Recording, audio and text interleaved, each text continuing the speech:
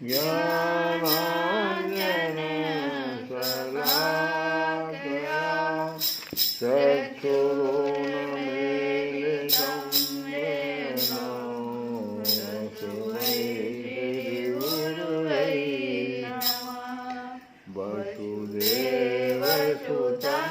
देवं कंसचाणूरमर्दनं देवकी परमानन्दं कृष्णं वन्दे जगद्गुरुं। रुक्मिणीकेलिसंयुक्तं पीताम्बरसुशोभितम् अवाप्ततुलसीगन्धं कृष्णं वन्दे जगद्गुरुं। हे कृष्ण करुणा सिन्धो दीनबन्धो जगत्पते गोपेश गोपिकाकान्तो राधाकान्त नमस्तुते। तप्तकाञ्चन गौराङ्गी राधे वृन्दावनेश्वरी वृषभानुसुते देवी प्रणमामि हरिप्रियं।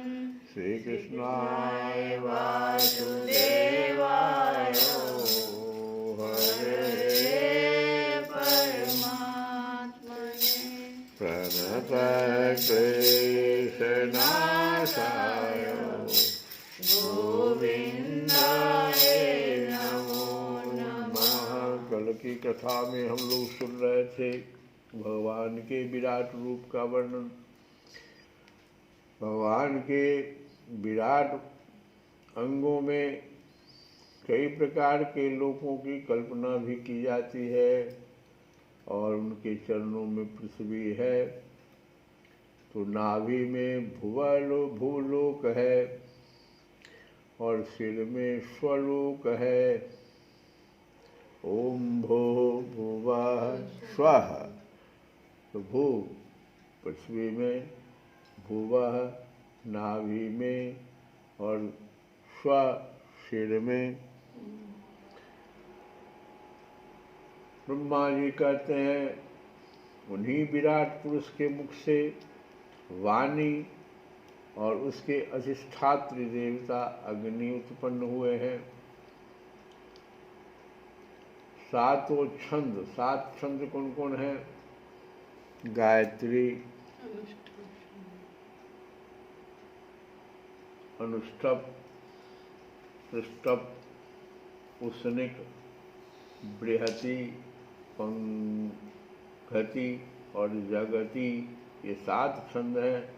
उनकी 7 धातुओं से निकले हैं।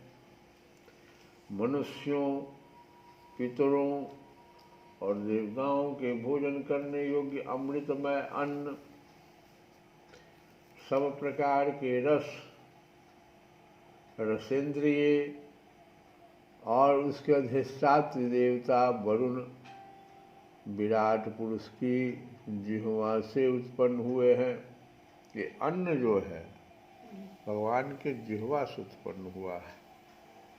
मनुष्यों, पितरों और देवताओं के भोजन करने योग्य अमृतमय अन्न, ये विराट पुरुष के जिह्वा से निकला है और उसमें सब प्रकार के रस,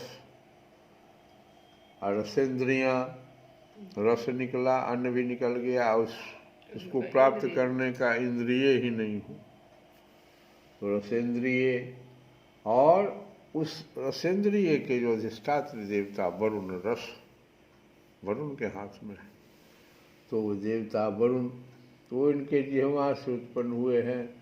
उनके नासाद्रि छिद्रों से अब हमारा बचा क्या? तो प्राण, अपान, व्यान, उदान और समान, ये 5 प्राण हैं।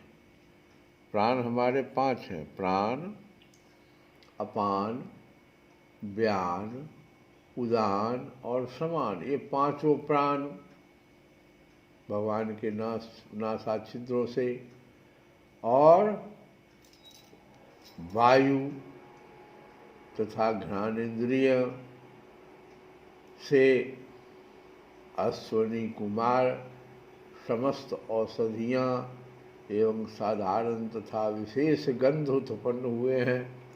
ये घ्राणेन्द्रिया नासिका, तो उससे अश्वनी कुमार समस्त औषधियाँ, वास्तव में जितनी भी औषधियाँ हैं उनमें एक विशेष प्रकार का गंध होता है जो नाक ही सबसे पहले पकड़ता है।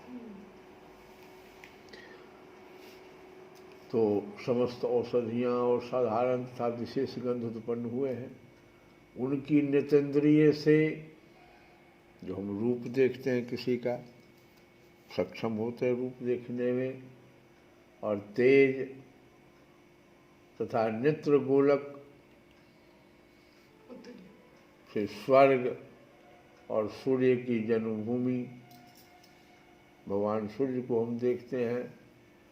तो समस्त दिशाएं और पवित्र करने वाले तीर्थ कानों से तथा आकाश और शब्द श्रोतेंद्रिय से निकले हैं। उनका शरीर संसार की सभी वस्तुओं के सार भाग तथा सौंदर्य का खजाना है। सारे यज्ञ, स्पर्श और वायु उनकी त्वचा से निकले हैं। उनके रोम सभी उद्भिज पदार्थों के जन्म स्थान हैं, अथवा केवल उन्हीं के जिनसे यज्ञ संपन्न होते हैं। उनके केश, दाढ़ी, मूछ और नखों से मेघ, बिजली, शिला और एवं लोहा आदि धातुएं तथा भुजाओं से प्रायः संसार की रक्षा करने वाले लोकपाल प्रकट हुए हैं। ये नख से शिला और लोहा, पत्थर और लोहा, ये सब जो खनिज पदार्थ है, ये सब नख भगवान के जो धातु सब है। आदि धातु में बहुत सारी धातु है, सोना चांदी जितनी भी धातुएं हैं, उनका चलना फिरना भुवः स्वः तीनों लोकों का आश्रय है। उनके चरण कमल प्राप्त की रक्षा करते हैं और भयों को भगा देते हैं तथा समस्त कामनाओं की पूर्ति उन्हीं से होती है। विराट पुरुष का लिंग जल, वीर्य, सृष्टि, मेघ और प्रजापति का आधार है तथा उनकी जनेन्द्रियाँ मैथुन जनित आनंद का उद्गम है। नारद जी, विराट पुरुष की वायु इंद्रिय, यम, मित्र और मल त्याग का तथा गुदाद्वार हिंसा, निवृत्ति, मृत्यु और नरक का उत्पत्ति स्थान है। उनकी पीठ से पराजय, अधर्म और अज्ञान, नारियों से नद नदी और हड्डियों से पर्वतों का निर्माण हुआ है। उनके उदर से मूल प्रकृति रस नाम की धातु तथा समुद्र समस्त प्राणी और उनकी मृत्यु समाई हुई है। उनका हृदय ही मन की जन्मभूमि है।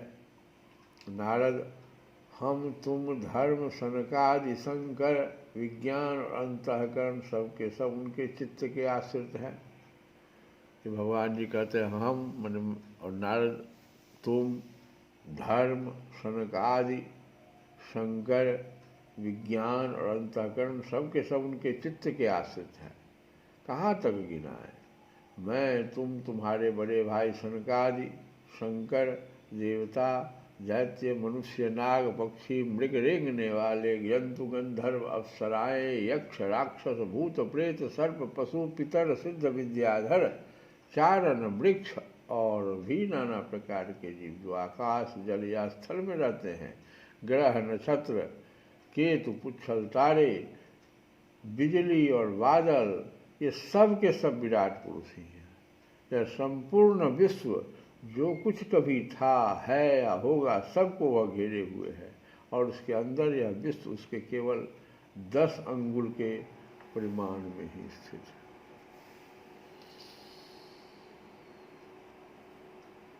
यह विश्व जो है भगवान के अंदर कितना जगह घेर रहा है। इतना बड़ा जो भगवान का विश्व रूप विराट रूप दिखाया गया वो कितना था, 10 अंगुल का। 10 अंगुल क्या है?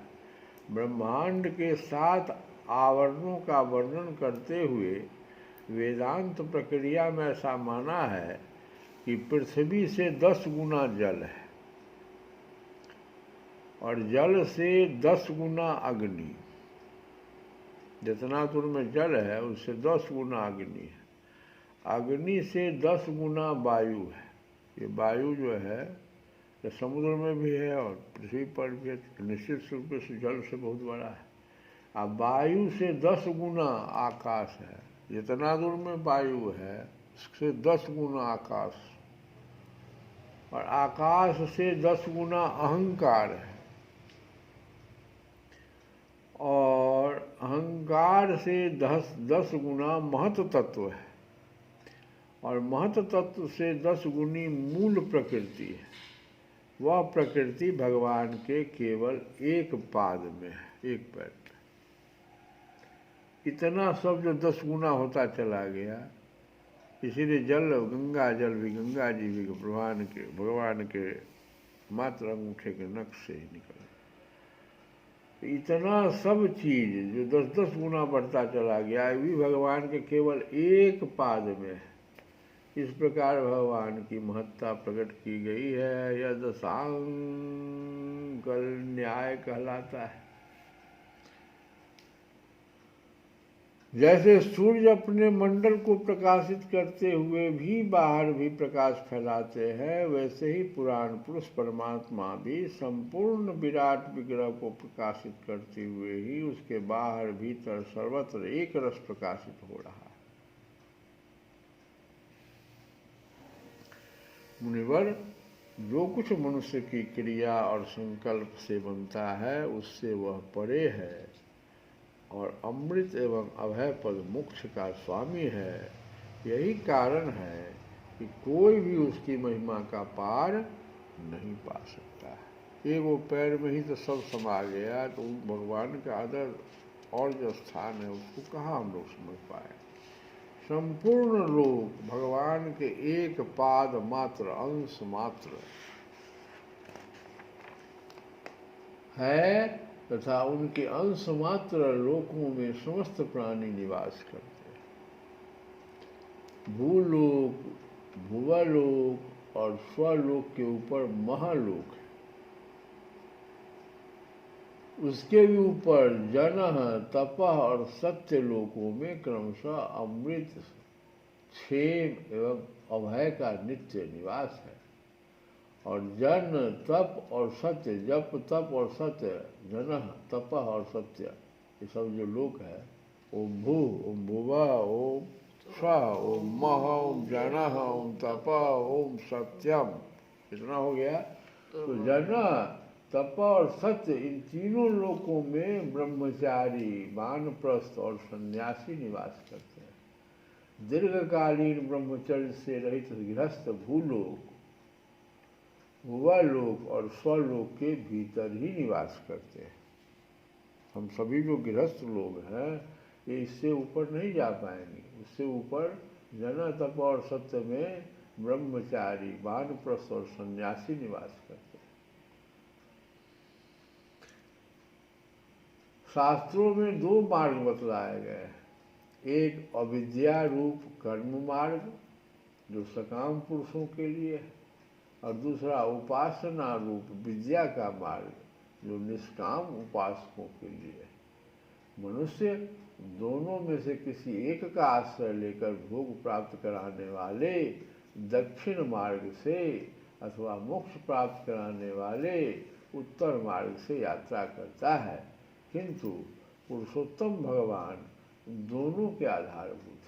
जैसे सूर्य अपनी किरणों से सबको प्रकाशित करते हुए भी सबसे अलग है, वैसे ही जिन परमात्मा से इस अंडकी और पंचभूत एकादश इंद्रिय एवं गुणमय विराट की उत्पत्ति हुई है, वे प्रभु भी इन समस्त वस्तुओं के अंदर और उनके रूप में रहते हुए भी उनसे सर्वथा अतीत हैं। श्री कृष्ण गोविंद हरे मुरारे नाथ नाथ।